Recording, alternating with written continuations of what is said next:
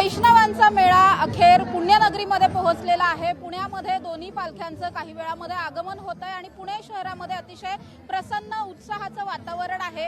आता मी जिथे आहे त्या ठिकाणी आपण पाहू शकतो अतिशय क्यूट गोंडस असे विठुराया आपल्याला पाहायला मिळतात। त्याच्या पालकांशी खरं तर आपण बोलणार आहोत। तुमचं नाव काय आणि का तुम्हाला असं वाटलं की या सगळ्या गेटअप मध्ये त्याला इकडे आणा? माझं नाव राजेश आंडे, याचं नाव आरव आंडे। आम्ही दरवर्षीच याच्यामध्ये वारकरी संप्रदायाचा थोडासा वारसा पुढे चालवा आणि आपलं मराठी धर्म पुढे न्यायचा आहे।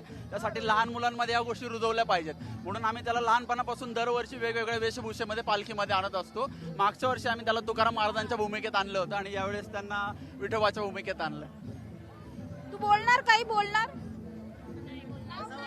नाव सांग। Aarav. What's your name? Arav. सांग ना आरव। पालखी म्हटलं की पुणेकरांसाठी सुद्धा उत्साहाचे हे सगळे दिवस असतात। आपण आपल्या आयुष्यात कॉर्पोरेट लाईफ मध्ये खूप बिझी असतो, पण या सगळ्यामधून हे 2 दिवस किती महत्त्वाचे आहेत असं वाटतं?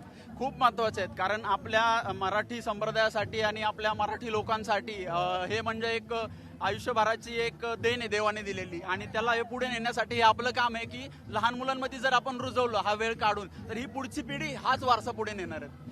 नक्कीच माझ्या बरोबर अतिशय क्यूट गोंडस असे हे विठुराया होते आणि संपूर्ण पालखी सोहळ्यामध्ये या एका लहान बाळाला पाहण्यासाठी, या बाळाबरोबर फोटो काढण्यासाठी अतिशय गर्दी जी आहे ती झालेली आपल्याला पाहायला मिळते।